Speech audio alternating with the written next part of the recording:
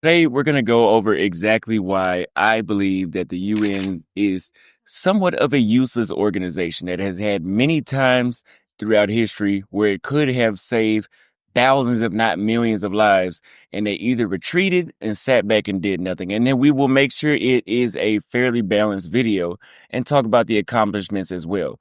But we're going to make sure that we highlight everything that's very important. So I'm Austin Holloman. Like the video, subscribe. Let's get into it.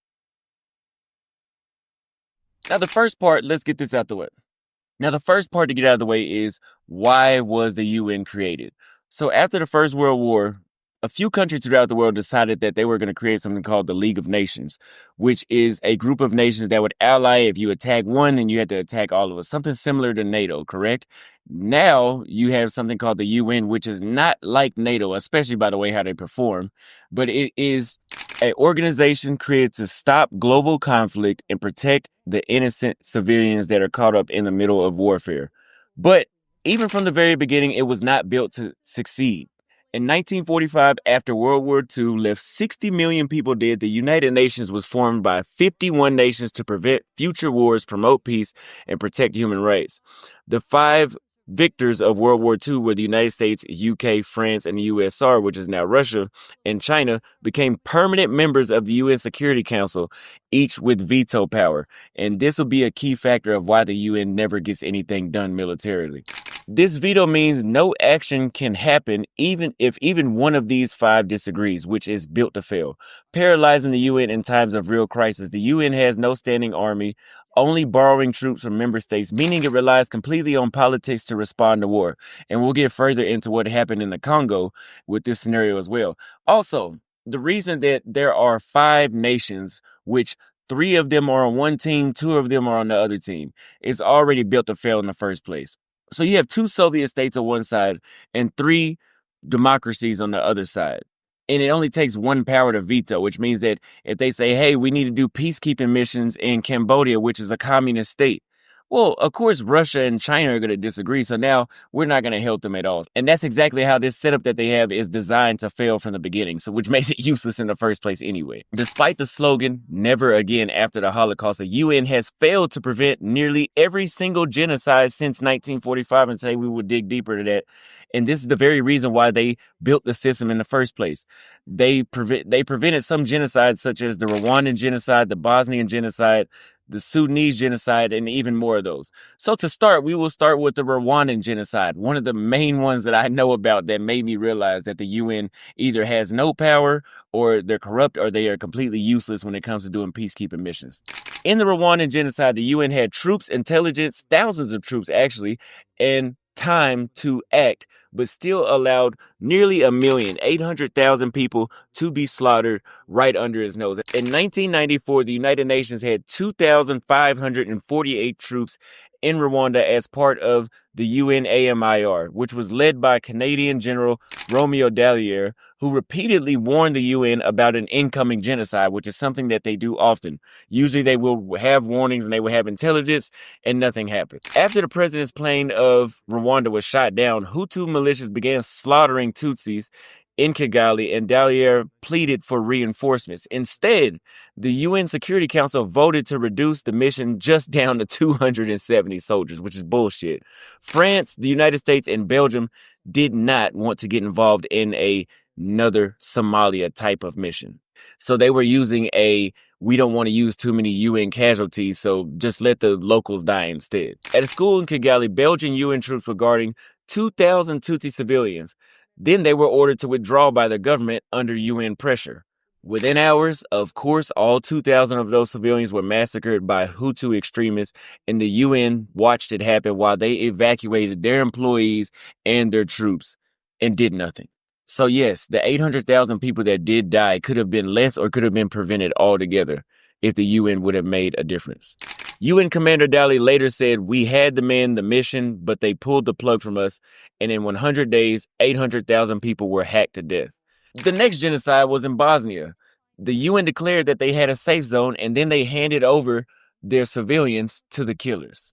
In 1995, the town of Srebrenica was declared a UN safe zone during the Bosnian War. 400 Dutch peacekeepers were sent to protect this safe zone. Serbian forces under Raplomatic attacked the town, and the Dutch troops requested airstrikes, but the UN bureaucracy delayed approval until it was too late, and the peacekeepers surrendered the town to the Serbian forces and allowed them to separate the men from the women and the children. And in the following days, 8,000 Muslim men and boys were executed and their bodies were dumped in mass graves. The UN did not intervene, they did not retaliate or hold anyone accountable until years later in courtrooms, not in the actual battlefields when it actually fucking mattered. Now, you can see this also if you guys have seen the movie The Siege of Jadaville, which is a province in the Congo, and there were, I believe it was 155 Irish UN troops sent there to protect the peace in the region and protect the civilians. And on the other side, there were 4,000 Belgian mercenaries hired by a mining company. I told you guys about PNCs before, the private military companies. If you have enough money, you can hire your own legion to protect you or whatever interest you had. So these mining companies had enough money where they hired 4,000 Belgian mercenaries and some Katangese mercenaries as well. And they even had a fighter jet that could run airstrikes on the Irish troops. The Irish troops asked for reinforcements. They never came. The reinforcements that they did have got stopped at a bridge. They turned around, left 155 Irish troops there to fight the Belgians alone. They asked for an airstrike to take out the mercenaries. The UN declined that as well, the same way they did in Bosnia. Now, surprisingly, these Irish troops were able to kill hundreds of these mercenaries, and surprisingly, not one single Irish troop died. So it was a miracle for them. But this is just another scenario of how the UN has been asked for help and by their own troops, and they denied it, and it ended up in a catastrophe. In Bosnia, UN peacekeepers were filmed helping load civilians on the buses to go to their execution sites, and it remains the worst atrocity in Europe since World War II. The UN has also failed in another genocide in Darfur and in South Sudan, where genocide unfolded slowly and openly and still was not stopped. In Darfur, Sudan, from 2003 to 2010, the government-backed Arab militias, Janjaweed, killed over 300,000 people from non-Arab tribes, ethnic cleansing. The UN could not intervene meaningfully because China, Sudan's oil partner, blocked strong action in the Security Council, as we spoke before. So China had financial interests in Sudan, and the UN wanted to put that issue of ethnic cleansing that they held, but that would kill the interest with China. So it only takes one member to block it, so nothing's going to happen now. The peacekeeping force, known as UNAMID, had a weak mandate and couldn't protect civilians without permission, which often came too late. In South Sudan, violence erupted after independence in 2011, and UN bases became refugee sites, but peacekeepers were afraid to engage in combat with the militias. And this is another issue that you see with the peacekeeping missions, is that a lot of these people that they send out to fight the wars have never fought a war, and they're going up against people who have fought many wars or are very battle-hardened. Surprisingly, civilians were murdered inside the UN protected zones, and the UN could do little but monitor this situation. The same thing the U.S. Embassy does. If you have an issue, they'll monitor it.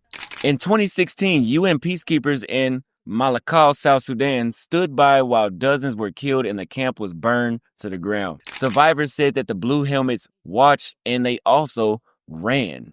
Think about that. UN peacekeepers have also sexually abused thousands of the civilians that they were supposed to protect, and most of them have not faced any consequences due to jurisdiction laws. Between 2005 and 2017, the UN received over 2,000 sexual abuse and exploitation allegations, many of them involving children. In Haiti, 134 Sri Lankan peacekeepers ran a child sex ring, exploiting girls as young as 12 years old. None of them were prosecuted. They were sent back to Sri Lanka, where, of course, nothing was done to them. So, of course, you're going to commit crimes and exploit people and do war crimes or anything that you want, because all they're going to do, they're not even going to fire you. They're just going to send you back home or relocate you to another location. Widespread abuse also happened in the DRC, Central African Republic, Kosovo, and South Sudan, and Cote d'Ivoire. UN peacekeepers are not prosecuted by the UN, as I said before, but only by their home country, and most never see trial. So, for example, if you are an Irish UN peacekeeper and you decide to engage in exploitation or abuse to the civilians you are meant to protect, the UN won't do anything about it. They'll just send you back to Ireland, and it's up to Ireland to do something about it. And a lot of maybe Ireland will, but a lot of these developing countries like Sri Lanka and Nepal, more than likely they won't do anything. So basically, the UN peacekeepers are free to do whatever they want. Essentially, the UN has admitted that its peacekeepers are now a part of the problem, but has done little to change the legal loopholes that cause these issues. In the DRC, Moroccan troops were accused of trading sex for food. Not one soldier was charged. Locals called UN camps rape zones. Think about that. So these UN troops were sent to protect these DRC people from the M23, and they say, you know what? Well, guess what? They're basically making them feel less than, like, hey, you know what? If you want to eat, you're going to have sex with me. That's what they did. UN peacekeepers caused Haiti's cholera outbreak in 2010, and then they tried to cover it up. In 2010, UN troops from Nepal dumped human waste into Haiti's Artibonite River, contaminating the country's main source of water. What an accident. Cholera had never existed in Haiti. Within weeks, 10,000 people died and over 800,000 were affected. This is the same thing that the Europeans did to the people in the Americas when they came as well. They brought diseases that they never knew of, and they ran rampant and killed a lot of people. History repeats itself. The UN denied responsibility for years and claimed diplomatic immunity from lawsuits. But in 2016, Ban Ki-moon admitted guilt, apologized, and promised a $400 million fund to help the victims and rebuild water infrastructure. But listen to what actually happened. That was in 2016, but by the year 2020, only 5% of that money had been delivered to Haiti. UN troops brought cholera to a country that was already devastated by a disaster and then walked away, and the victims are still waiting for assistance and justice. Even UN humanitarian efforts are vulnerable to massive corruption, as seen in the Iraq oil for food scandal. In the 1990s, the UN created the Oil for Food program to let Iraq sell oil to buy food under sanctions. Saddam Hussein used this to steal $1.8 billion by bribing companies and skimming the profits and allowing them to do kickbacks. Over 2,200 companies and individuals were involved in illegal deals, including UN insiders. The head of the program, Benon Sevan, was caught taking bribes and resigned, and he fled prosecution. Billions meant for Iraq's poor went to Saddam's inner circle and Western contractors. The entire Iraq war was about money, by the way. While Iraqi children starved under sanctions, Saddam built palaces using money that flowed through the UN. The UN failed in Angola and Sierra Leone and needed help just to save its own peacekeepers. In Angola, the UN deployed 3 peace missions. All failed to stop war. The Angolan government eventually even expelled the UN. So they pretty much said, what are you doing here? Besides trading sex for food, you might as well just leave because you're not helping at all. In Sierra Leone, the UNAMSIL was launched in 1999 due to the brutal civil war. And in 2000, the RUF rebels took hundreds of UN troops hostage. So they went there to save these people in Sierra Leone, and they became hostages as well, and used them as human shields. Keep in mind, the UN has air support. They shouldn't be taken hostage by anybody. The UN was only rescued when British special forces intervened and pushed back the rebels. The UN later admitted it was overwhelmed and underprepared for the mission, the same thing they said at the siege of Jadaville.